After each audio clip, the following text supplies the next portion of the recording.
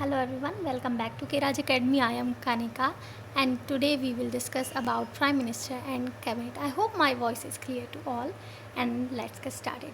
The Prime Minister is the senior most member of the Cabinet in the executive of the government in a parliamentary system.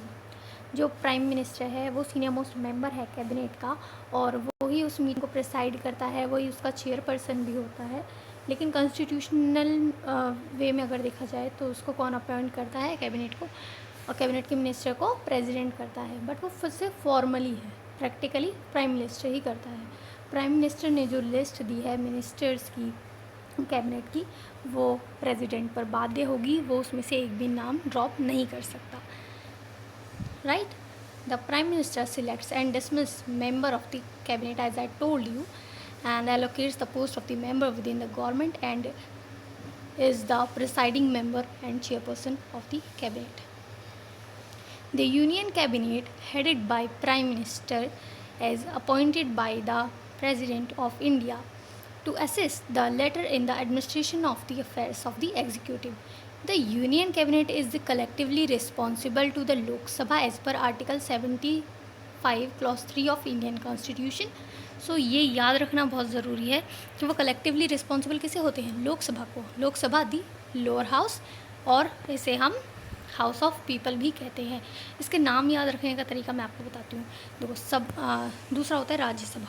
Rajya Sabha नाम बड़ा है तो फिर उससे ये पता चला कि वो अपर हाउस है। लोकसभा नाम छोटा है तो ये लोअर हाउस है।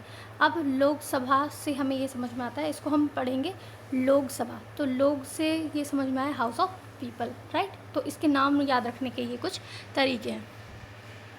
The union council of minister exercise executive authority in the Republic of India. It consist of senior most minister, cabinet minister, junior ministers and the ministers of state and rarely deputy minister. तो इसमें तीन तरीके के members होते हैं। एक तो होते हैं कैबिनेट मिनिस्टर्स, फिर इस जो कि हमारे सीनियर मोस्ट मेंबर होते हैं। फिर आते हैं मिनिस्टर ऑफ द स्टेट। तो पहले नंबर पे तो हो गए हमारे कैबिनेट मिनिस्टर, फिर सेकंड नंबर पे हो गए हमारे मिनिस्टर ऑफ स्टेट, और जो थर्ड नंबर पे हैं हमारे डिप्टी मिनिस्टर्स आते हैं।